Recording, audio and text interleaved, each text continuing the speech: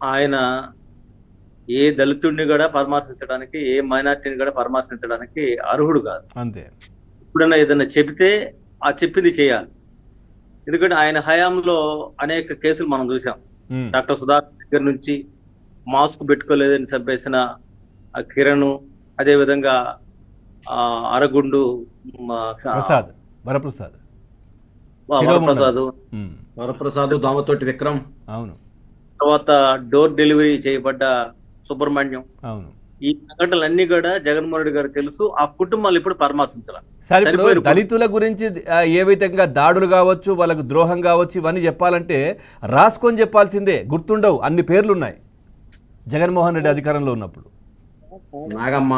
ఉమ్, పూర్వంలో చనిపోయిన శవాలని తాలూకు వ్యక్తులు కూడా కనబడకుండా చేశారు. దానికి సంబంధించిన ఇన్ఫర్మేషన్ కూడా మనకి తెలుసు. ఉమ్, ఈ విధంగా రాజమండ్రిలో రేప్ చేసి పంపించేసిన అమ్మాయి ఇంటికి కూడా వెళ్ళి ఆయన పరామర్శించాలి.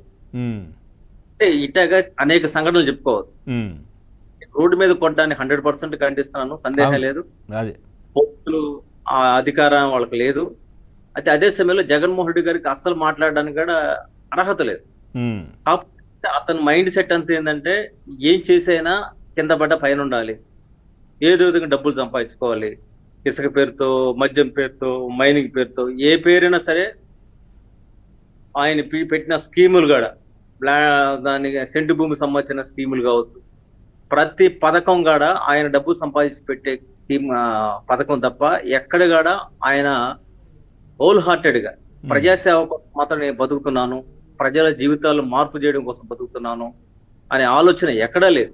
కాకపోతే ఏంటంటే అదేదో సిద్ధాంతం. అసలు ఆ పేరు చెప్పడం కూడా నాకు ఇష్టం లేదు. కానీ ఆయన 100 రూపాయలు దోచుకుంటే 2 రూపాయలు 3 రూపాయలు ఖర్చు పెట్టే శాలరీ. దానికి ఏమంటాడంటే వెల్ఫేర్ అనే పదం పెట్టి ఆయన మాట్లాడుతూ ఉంటాడు. ఉమ్, ఆంధ్రప్రదేశ్ లో ఆయన కాలంలో ఎక్కడికాడ మనకు తట్టి మట్టి వేసినట్టు, ఒక సిమెంటు, ఒక ఒక ఇటుక పేర్చినట్టు ఒక్క దాఖలా లేదు. అవును. ఆయన 5 ఏళ్ల పాలన కాడ ఒక చీకటి పాలన కాడ మనం చూస్తున్నాం. అమరావతిని పడకే ఇచ్చాడు, పోలవరాన్ని నిద్రపుచ్చాడు, ఇంకా అనేక ప్రాజెక్టులు కూడా కేంద్రం ఇచ్చిన డబ్బులతో కట్టాల్సిన 45 ప్రాజెక్టులు, అమరావతిని కట్టాల్సిన ప్రాజెక్టులు ఒక్క ప్రాజెక్టు కూడా కంప్లీట్ చేయలేదు. ఈ విధంగా చూసుకుంటా పోతే జగన్మోహన్ రెడ్డి గారు ఆయన ఆంధ్రప్రదేశ్కి పట్టిన దరిద్రము సేన అనుకున్నారు. ప్రజలు అతను తరివేశారు, డౌట్ లేదు. అయితే ఇక్కడ ఏంటంటే జ్యుడిషియల్ విషయంలో ఆయన 12 ఏళ్ల పాటు కోర్టుకు అటెండ్ కాకపోయినా ఆ కేసులు ఇంకా నడుస్తున్నాయంటే ఖచ్చితంగా జ్యుడిషియల్ వ్యవస్థ కూడా ఒకసారి ఆత్మ పరిశీలన చేసుకోవాల్సిన అవసరం ఉంది. సుప్రీంకోర్టు కూడా మా దేశపు అత్యున్నత న్యాయవేదిక సుప్రీంకోర్టు కూడా ఆలోచించాలి. అంతకుముందు ఎన్వి రమణ గారు 1 year లోపు ఇలాంటి కేసులన్నీ పరిష్కారం చేయమన్నారు.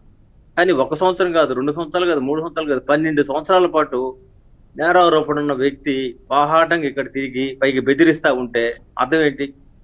ఆయనకి పోలీసుల మీద ఏదో మమకారం ఉన్నట్టు, మరి ఒక్కోసారి మారుతున్నట్టు, ఒక్కోసారి క్రిమినల్స్ మీద అంటే మమకారం ఉంటుంది. ఎందుకంటే ఆయన బేసిక్ గా ఆయన ఆలోచన విధానం కూడా క్రైమ్ చుట్టూ తిరుగుతుంటది. కాబట్టి తన మనుషులైన వాళ్ళు, ఇప్పుడు మనకు చంద్రయాన్ అతన్ని చంపేశారు వైసీపీ కార్యకర్తలు. ఆయన జై తెలుగుదేశం పార్టీ అంటే అనకుండా జై జగన్ అంటే వాళ్ళు ఒప్పుకోలేదు. అంటే ఆ విధంగా అటువంటి హత్యా రాజకీయాలు కూడా ఎక్కడ ఖండించిన చరిత్ర లేదు. అవును. ఆయన సోదరులు ఉన్నారు కదా, ఆ సోదరులు వాళ్ళు చేసిన పల్నాడులో చేసిన ఆ కృత్యాలు ఎక్కడ కూడా ఆయన ఖండించిన దాఖలాలు లేవు. అదేవిధంగా క్వాడ్జీ ఇష్టం వచ్చినట్టుగా అమ్ముకున్న మరి ఆయన కాకాని గోవర్ధన్ రెడ్డిని కూడా ఆయన ఖండించిన దాఖలాలు లేవు. ఎవరిని ఖండించడు, ఆయన స్వతహాగా ఆయనకి నేరముద్ర ఉంది. కాబట్టి ఈ రోజు గిన్నిస్ బుక్ ఆఫ్ రికార్డ్స్ లో ఎక్కడానికి ఆయన అర్హత సంపాదించాడు అనుకుంటున్నాను నేను. ఎందుకంటే ఇన్ని నేరాలు, ఇన్ని కేసులు, ఇన్ని దుర్మార్గాలు ఉన్నా గానీ ఒక వ్యక్తి ఇంకా తిరుగుతూ, ఇంకా సిద్ధాంతాలు చెప్తూ శుద్ధపూసలాగా మారుతున్నాడంటే ఒక రకంగా వ్యవస్థకి అది సిగ్గుచేటు. అందరికీ పరిశీలించుకోవాలి దీని మీద. అదే విధంగా మనం ఇటీవల చూస్తున్నాం, వరుస పెట్టి అందరు అరెస్ట్ అవుతా ఉన్నారు. అసలు చాలా స్పష్టంగా నేనేమంటానంటే రాష్ట్ర ప్రభుత్వం ఇంకొంచెం వేగవంతంగా పనిచేస్తే ఇంకా చాలా తొందరగా అర్థమైపోతుంది. ఎందుకంటే మద్యం పేరుతో చేసిన దుర్మార్గం మనకు అర్థమవుతా ఉంది. మద్యం పేరుతో ఆయన చేసిన దుర్మార్గం ఏంటి? ప్రతి షాప్ మేనేజరు డబ్బులు తీసుకొచ్చి ఇచ్చేవాడు, ఒక మనిషి కలెక్ట్ చేసుకునేవాడు. ఆ మనిషి వైసీపీ వాడు అయి ఉండేవాడు, లేకపోతే ఎమ్మెల్యే మనుషులు ఉండేవాడు. వాళ్ళు ఒక దగ్గర నుంచి కలెక్ట్ చేసి ఒక దగ్గరకు వచ్చిన తర్వాత 2 ప్రాంతాల్లో డిస్పర్స్. ఉదాహరణకి నాకు తెలిసిన సమాచారం, నెల్లూరు నుంచి సొమ్ము రావాలనుకోండి, చిలకలూరుపేట దాకా ఒక వెహికల్ వస్తుంది. అది ఒక వెహికల్ కి కొత్త వెహికల్ ఉంటుంది, మిగతా 2 వెహికల్స్ కి వెనక ముందు ప్రభుత్వ వాహనాలు 2 వస్తుంటాయి. ఆ చిలకలూరుపేట నుంచి ఆ సొమ్ము కడపగానే చేరుంటది, లేకపోతే తాడేపల్లిగూడెం కానీ చేరుంటది. అట్టాగా డిస్పాచ్ అయ్యింది. ఇది స్వయంగా ఆ డిస్పాచ్ లో పాల్గొన్న వ్యక్తులు చెప్పిన సమాచారం చెప్తున్నా, నాకు తెలిసిన మిత్రుడు చెప్పిన సమాచారం చెప్తున్నా. అంటే అర్థం ఏంటి? చాలా స్పష్టంగా డిజిటలైజేషన్ లేకుండా ఆయన ఆయన అఫిషియల్ గా లేని బ్రాండ్లన్నీ కూడా అక్కడికి ప్రత్యక్షం అయ్యాయి. ఆ డబ్బు కూడా వసూలు చేశారు. ఆ విధంగా కోట్లాది రూపాయలు వసూలు చేసి ఆ డబ్బులన్నిటి కూడా ఏం చేశారని దగ్గర ఈ రోజు మళ్ళా గుల్లాల పడే పరిస్థితి వచ్చింది సిటీకి. ఎందుకంటే వీళ్ళందరూ నేరస్తులు అర్థమవుతా ఉంది. ఇప్పుడు నన్ను చంపేస్తారని కసిరెడ్డి భయపడుతుంటే అర్థం ఏంటి? అంటే జగన్మోహన్ రెడ్డి గారు ఆయన భయపెడుతున్నాడు అనేది ఆయన పరోక్షంగా అంగీకరించినట్టు. ఇప్పుడు ఏం చేయాలా? సిట్టుగాడ ఇమీడియట్ గా ఎవరైతే భయపడుతున్నారో అంటున్నారో అతను భయపడకుండా ఉండాలంటే జగన్మోహన్ రెడ్డి అరెస్ట్ చేయాలి, అనివార్యం అది. కాబట్టి సిట్టుగాడ ఆలోచించాల్సింది ఏంటంటే, వీళ్ళు లోపల ఉండే వాళ్ళు ఎప్పుడైతే సాక్షులు భయపడుతున్నారో దాన్ని దృష్టిలో పెట్టుకుని ముందు ఆయన అరెస్ట్ చేసి లోపల పెడితే వీళ్ళు ధైర్యంగా చెప్పగలరు. అది మినిమం. కాబట్టి ఈ రోజు ఆయన బయట పెట్టి ఆయన మాత్రం వచ్చేసిన అంబోతులా తిరుగుతూ ఉంటే లోపల ఉన్న వాళ్ళు కసిరెడ్డో లేకపోతే ధనుంజయ రెడ్డో లేకపోతే గోవిందప్ప వాళ్ళు నోరు ఇప్పరు.